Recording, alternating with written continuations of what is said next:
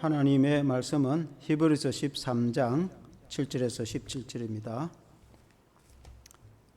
히브리서 13장 구약성경 369페이지입니다. 369페이지 히브리서 13장 7절에서 17절 교독하시겠습니다. 하나님의 말씀을 너희에게 일러주고 너희를 인도하던 자들을 생각하며 그들의 행실의 결말을 주의하여 보고 그들의 믿음을 본받으라.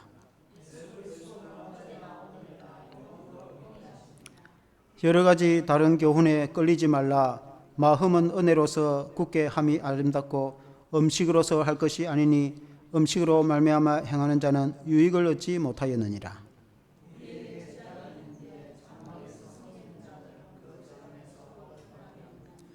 이는 죄를 위한 짐승의 피는 대제사장이 가지고 성소에 들어가고 그 육체는 영문 밖에서 불사람이라.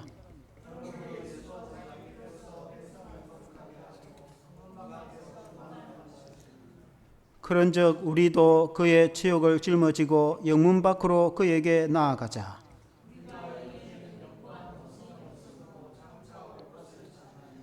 그러므로 우리는 예수로 말미암아 항상 찬송의 제사를 하나님께 드리자. 이는 그 이름을 정언하는 입술의 열매니라.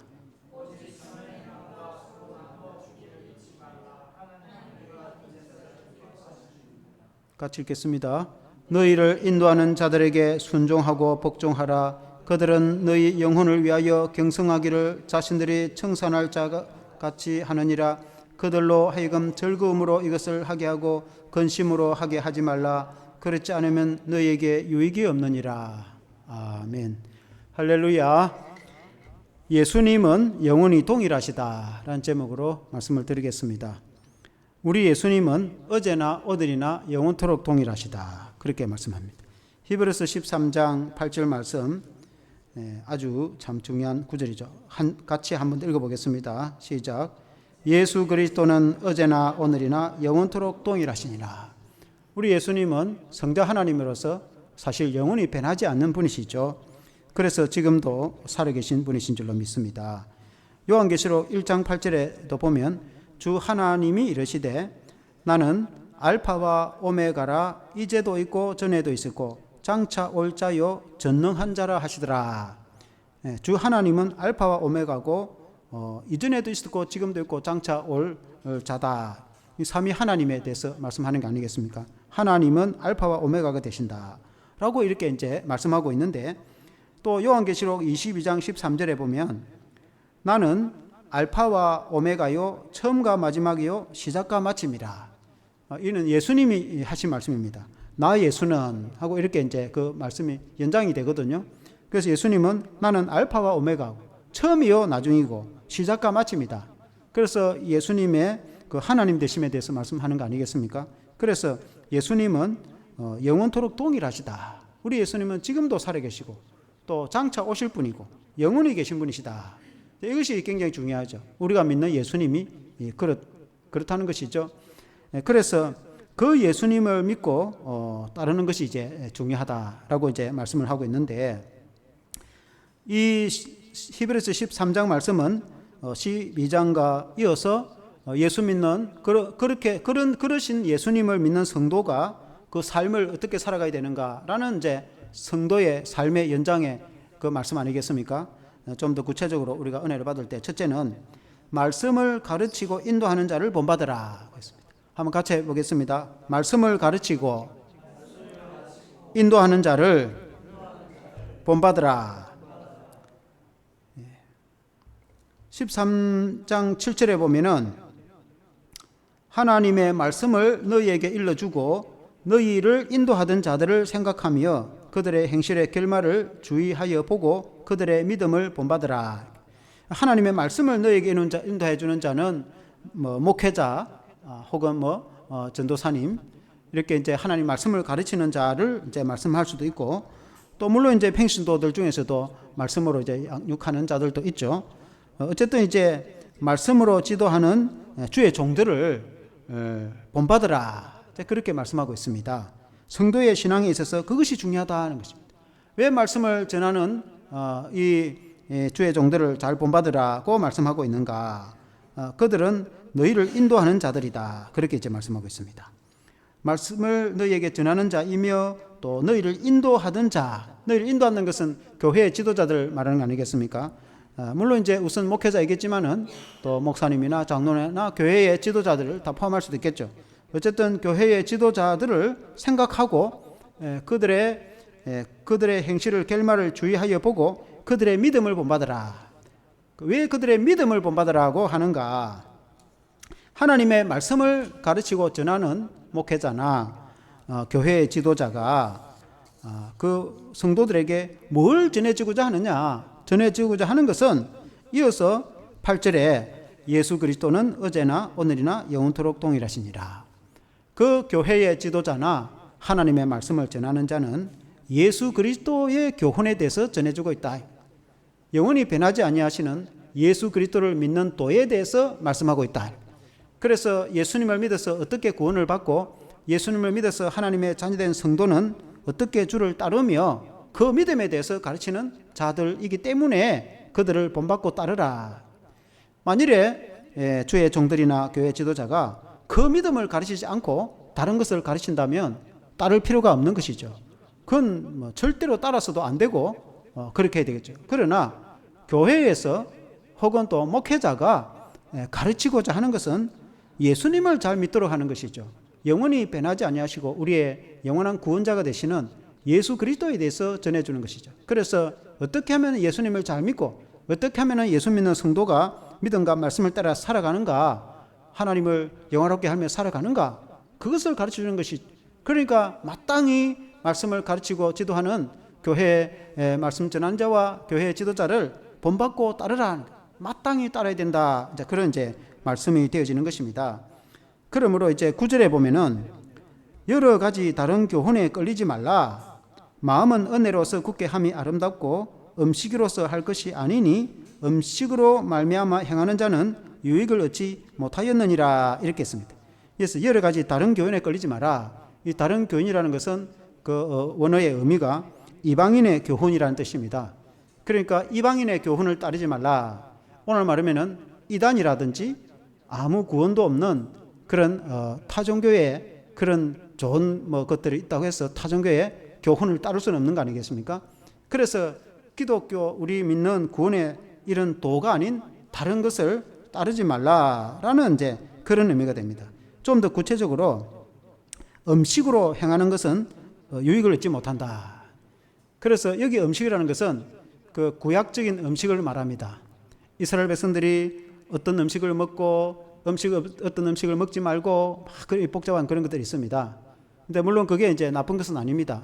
여기서 성경에 말씀하고자 하는 것은 예수 그리스도를 믿어서 구원 얻는 것이 중요하지, 예수님을 믿어서 구원을 얻고 나서 하나님의 자녀가 되어서 물론 음식도 가리 먹고 또 이렇게 이것도 하고 저것도 하면 좋겠죠. 그러나 예수님을 믿는 믿음도 없이 음식을 이거 먹고 저거 먹고 안 먹고 그 뭔가 중요합니까? 그러니까 그때 유대인들이 그렇게 했단 말입니다. 바울이라든지 많은 사도들이 회당에 가서 복음을 전했을 때에 일부는 예수님을 믿고 메시아로 받아들이고 구원을 얻는가 하면 일부 유대인들은 배척을 하고 믿지 않고 그렇게 했습니다. 그 복음을 믿지 않고 배척하는 사람들은 그 율법주의에 매여 가지고 어떤 음식은 먹어야 되고 어떤 음식은 먹지 말아야 되고 그런 것에 매여가 있는 겁니다. 그건 복잡한 이야기를 합니다.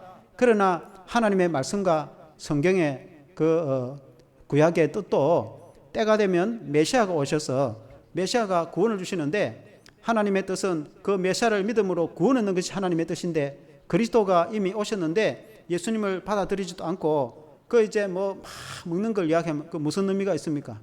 그러니까 거의 아무 유익이 없다. 그러니까 그보다 우선적인 것은 예수님을 믿고 구원 얻는 것이 중요한 거 아니겠습니까? 우리가 생각해도 당연한 거 아니겠습니까? 예수님을 믿고 구원을 얻고 그리고 이제 이것도 하고 저것도 하고 해야 되겠죠. 그러나 음식에 뒤처 가지고 무슨 음식 율법적인 것은 아주 나열해서 그것을 엄격하게 지키고자 그야말로 목숨을 거는데 예수 믿는 데는 아무 관심이 없다. 그 오늘 우리식으로 표현하면 구원도 못 받았는데 그 율법을 엄격하게 지키면 그게 무슨 소용이 있습니까? 천국도 못 가는데 막 그렇게 뭐 그 율법을 잘 지키면 그 뭔 의미가 있습니까? 율법을 지키는 게 나쁘다는 뜻이 아니고 그걸 우선으로 예수님 믿고 구원 얻는 것이 우선이다. 아멘. 그것을 두고 이제 하는 말입니다. 그리고 좀 더 구체적으로 10절에 이렇게 표현합니다. 우리에게 제단이 있는데 장막에서 섬기는 자들은 그 제단에서 먹을 권한이 없나니, 그렇게 했습니다. 여기서 우리에게 제단이 있다는 이 제단은 십자가의 제단입니다. 우리가 예수님의 십자가를 의지해서 구원 얻는 제단이 우리에게 있는데 그 제단에 따르지 않고 장막에서 섬기는 자, 이 장막은 구약적 장막, 그걸 의미합니다. 그러니까 구약적 장막에 머물러 있는 것입니다. 그 당시 유대인들이 그렇게 했다는 것입니다. 구약적 장막에 매달려 가지고 그리스도를 영접하지 않고 십자가를 의지하지 않았다 이 말입니다. 그런 자들은 우리와 함께 먹을 권한이 없다. 우리와 함께 성찬에 참여할 권한이 없다. 그 회중에 들어올 권한도 없다. 그리고 우리식으로 표현하면 구원도 없다 이 말입니다. 그러니까 예수님을 믿어서 하나님의 자녀된 성도가 우리가 성찬을 나누는데 그 예수님을 구주로 믿지도 않고 구약적 그런 장막에 아직도 머물고 있는 그런 정신으로 그렇게 해서는 우리의 믿음의 구원에 들어올 수가 없다. 그래서 그리스도 안에 머물러 있어라. 그리스도 밖에는 구원이 없다. 아무리 자기가 노력을 하고 아무리 헌신을 하고 아무리 율법을 지키고 아무리 희생적으로 살아가도 그리스도 안에 구원이 있는 것이지 그리스도 밖에는 구원이 없다라는 이제 그런 말씀으로 볼 수가 있겠습니다. 그래서 그리스도 안에 거하라.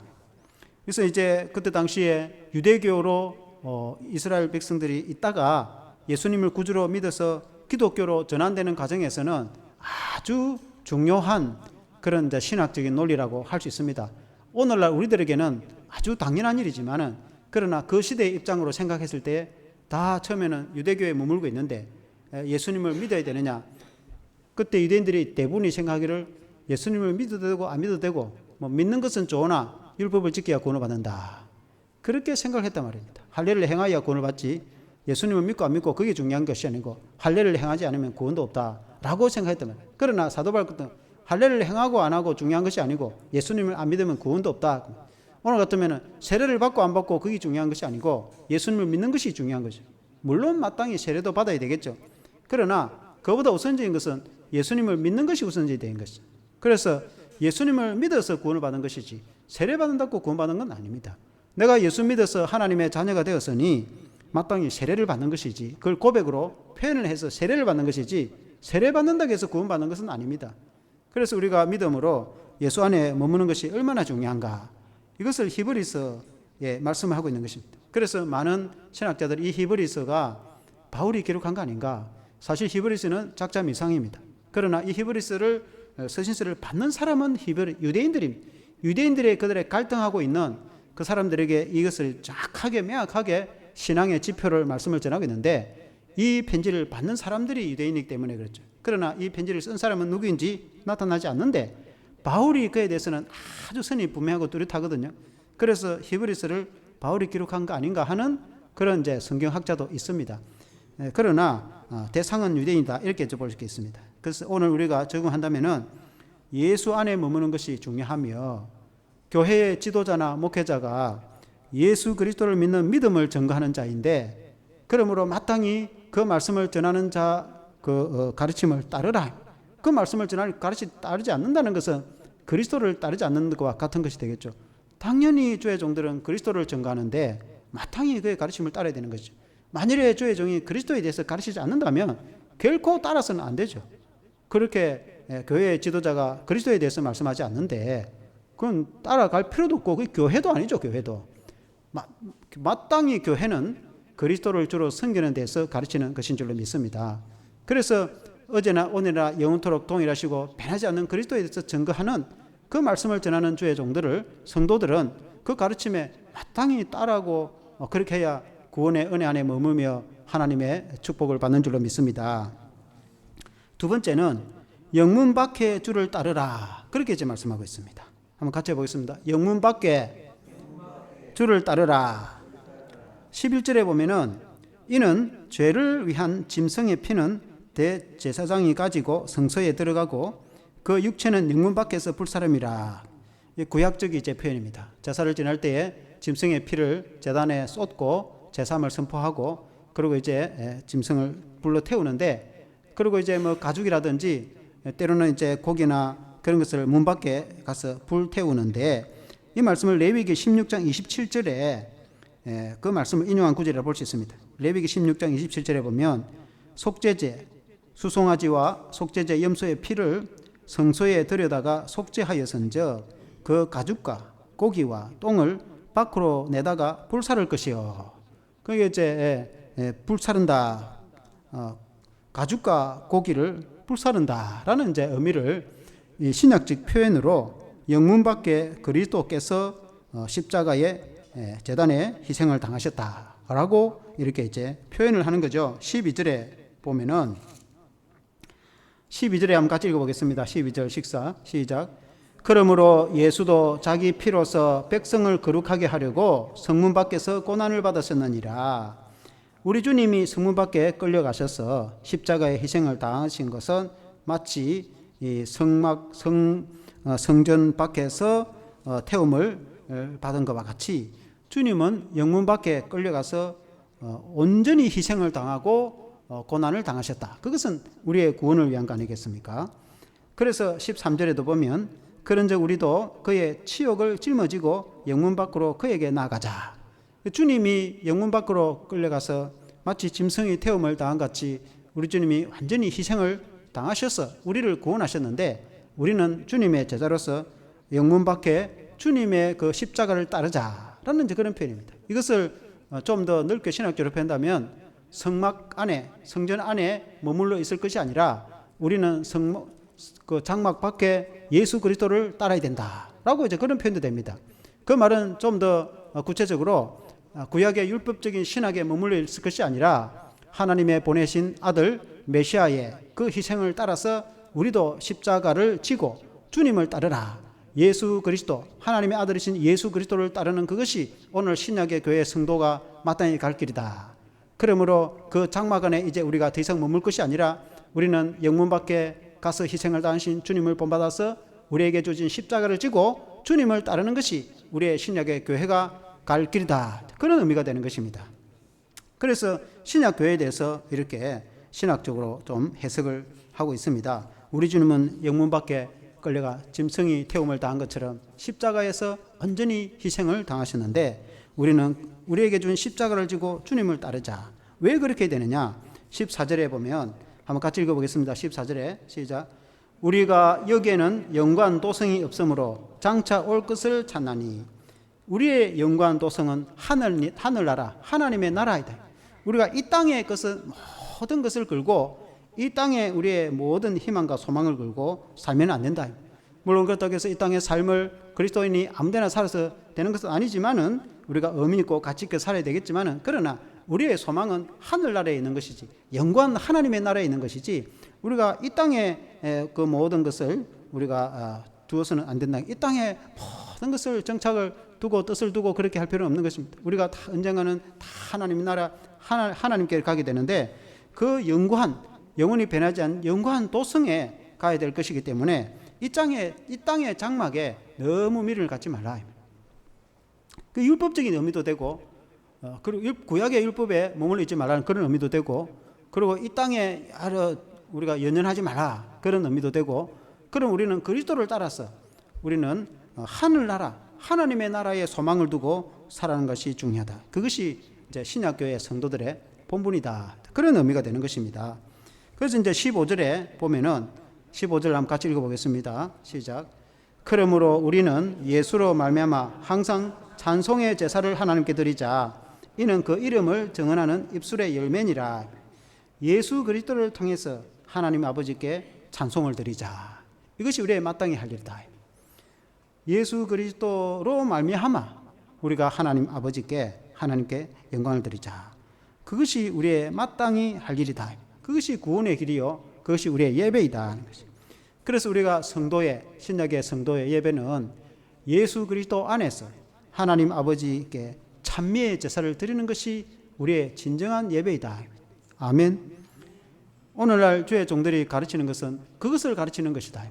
그러므로 우리 성도들은 주의 종들의 가르침에 마땅히 따르는 것이 그 본받고 따르는 것이 마땅하다. 세 번째는 서로 나누어 주며 선을 행하라 그렇게 말씀했습니다.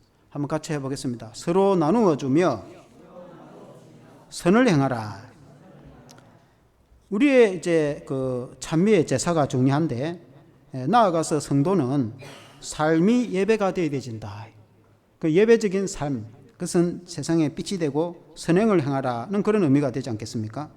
16절에 한번 같이 읽어보겠습니다. 16절 시작.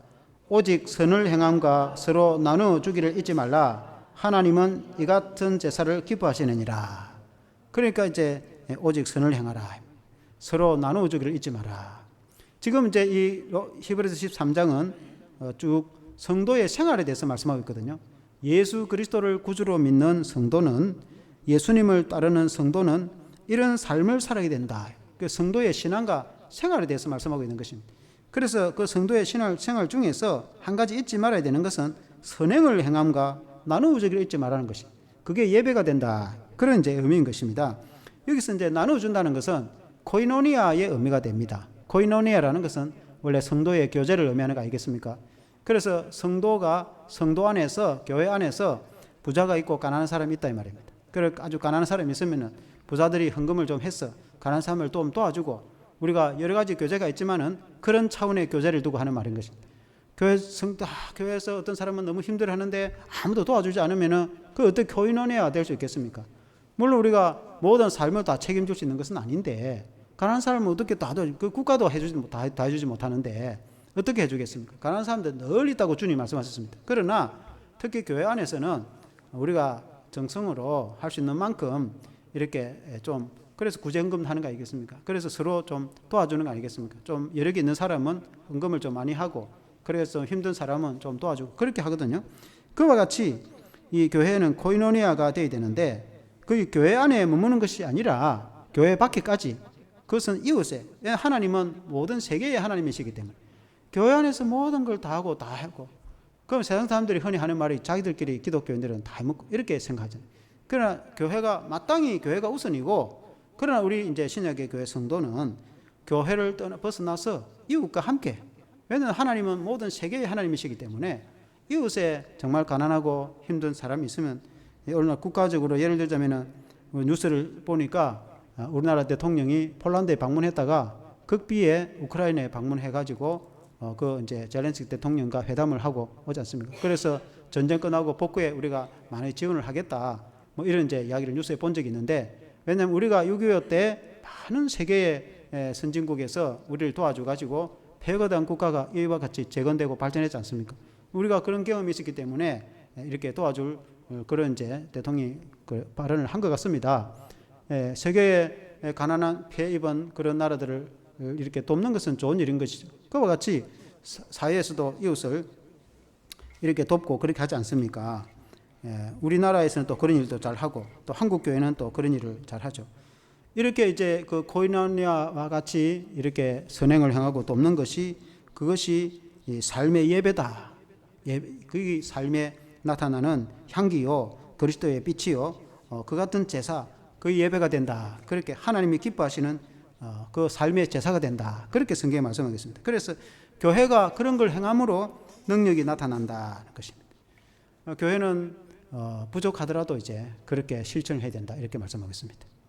우리 성도도 그렇고 교회도 그렇고 대개의 경우에 생각할 때 우리는 가난하고 힘이 없는데 우리가 뭐 도와줄 게 뭐 있나 이렇게 생각합니다. 그러나 주님 보실 때는 가난하고 없을 때 있는 거기에서 돕는 그것이 우리의 최선입니다. 개인적으로도 마찬가지고, 내가 뭐 가진 것도 없고 뭐 내가 큰 부자도 아닌데 어떻게 도와준단 말이냐. 그럼 내가 있는 거기에서 그냥 도와준다.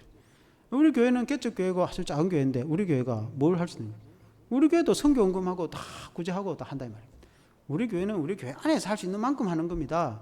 그러면 또 다른 데는 또 더 큰 교회는 더 많이 하게 되는 것이고, 하나님은 또 그렇게 해서 또 다 복을 주고, 하나님께서 이렇게 또 이렇게 하나님의 축복이 돌고 그렇게 하는 거 아니겠습니까?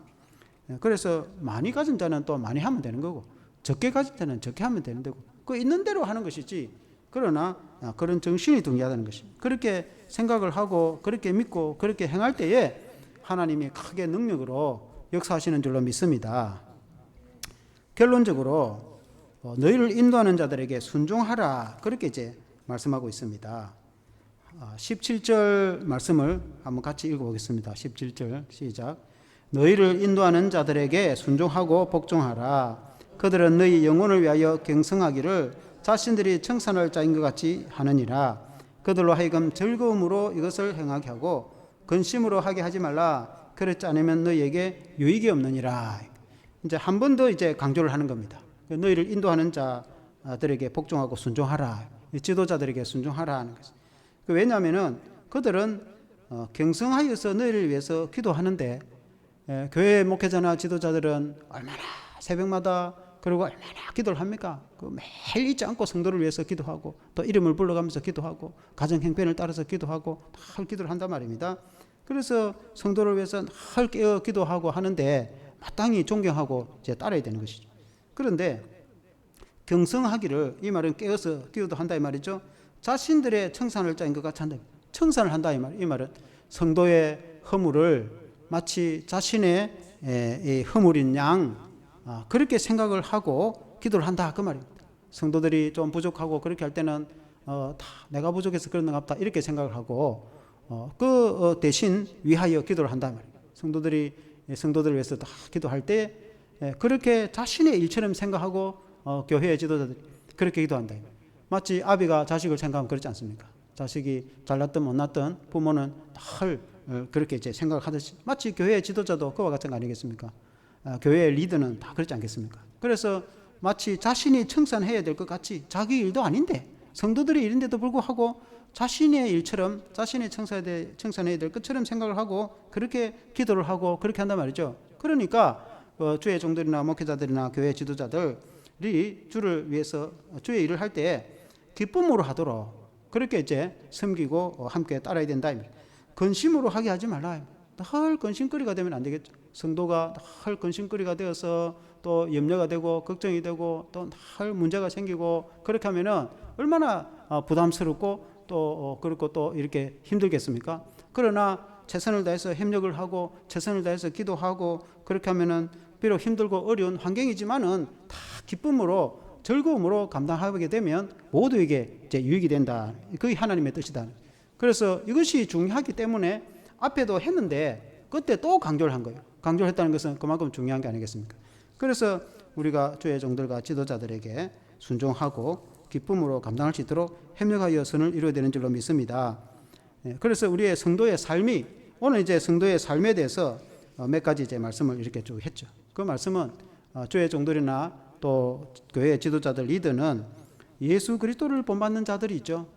예수 그리스도를 따르는 자들이죠. 본인들도 예수 그리스도를 따르지 않고 예수 그리스도를 가르치지 않으면 교회에 아무리 훌륭한 지도자들도 따를 필요가 없는 거죠. 따라갈 필요가 없는 거예요. 따라가면 잘못된 길이니까 안 되는 길이죠.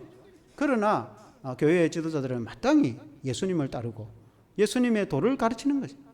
그러면 당연히 성도들이 따르고 그 믿음을 또 본받아야 되겠죠. 그리고 이제 그 도를 가르치고 전할 때에 마땅히 받아들이고 순종하고 협력해야 되는 것입니다. 다른 것을 오늘 말씀드린 그 아무 구원과 관계없는 거, 뭐 복잡한 거, 그 아무 그런 아주 복잡한 그런 걸 가르칠 필요도 없고 또 그런 그 가르친들 또 따라갈 필요도 없고 그러나 간단하게 주 예수 그리스도를 믿고 주 예수 그리스도의 도를 따르는 것 그에 대해서 가르치고 지도하는데 성도들은 마땅히 따르고 또 성도들이 협력을 할 때에 또 다 교회가 하나가 되어서 믿음으로 나아가게 되는 줄로 믿습니다. 그것이 이제 믿음의 도이다. 맞습니다. 함께 기도하겠습니다. 하나님 아버지 감사합니다. 히브리서 13장에 예수 그리스도는 어제나 오늘이나 영원토록 동일하시다고 말씀하고 있습니다. 우리 주님은 지금도 살아계셔서 우리와 함께 하시고 우리의 삶을 인도하시는 구주가 되시는 분이신 줄 믿습니다. 그러므로 교회 주의 종 목회자나 교회 리더들은 당연히 주님을 믿고 따르며 또 주님의 도를 성도들에게 가르치는 자들인 줄로 믿습니다. 그러므로 모든 성도들은 주의 종들이 가르치는 도를 믿음을 따라서 갈 때에 구원의 은혜에 동참할 뿐만 아니라 하나님의 주시는 그 복을 누리게 될 줄로 믿습니다. 하나님 아버지 또한 그 주님을 믿는 믿음의 성도는 삶에서 빛이 되고 또 선을 행하고 또 이웃의 구제를 하면서 또 우리가 하나님의 살아있는 예배 삶의 제사를 하나님께 드리는 것을 잊지 않고 하나님의 균형 잡힌 믿음 생활을 감당할 때에 하나님께서 교회에 힘을 다하여 주시고 은혜를 베풀어 주실 줄로 믿습니다. 그러므로 하나님 아버지, 우리가 주님을 믿어서 구원을 얻고 주님을 따름으로 하나님의 은혜에 동참하는 그런 믿음의 성도가 되어서 조희정 목회자와 우리 모든 성도들이 하나가 되어서 합력하여서 선을 이룰 때에 주님께서 교회를 든든히 세워가고 주님께서 또 앞으로 교회를 선하게 인도해 주시고 우리가 상상도 하지 못했던 하나님의 놀라운 축복으로 우리에게 하나님이여 갚아주실 줄 믿습니다. 예수 그리스도 이름으로 기도합나이다. 아멘. 찬송가 135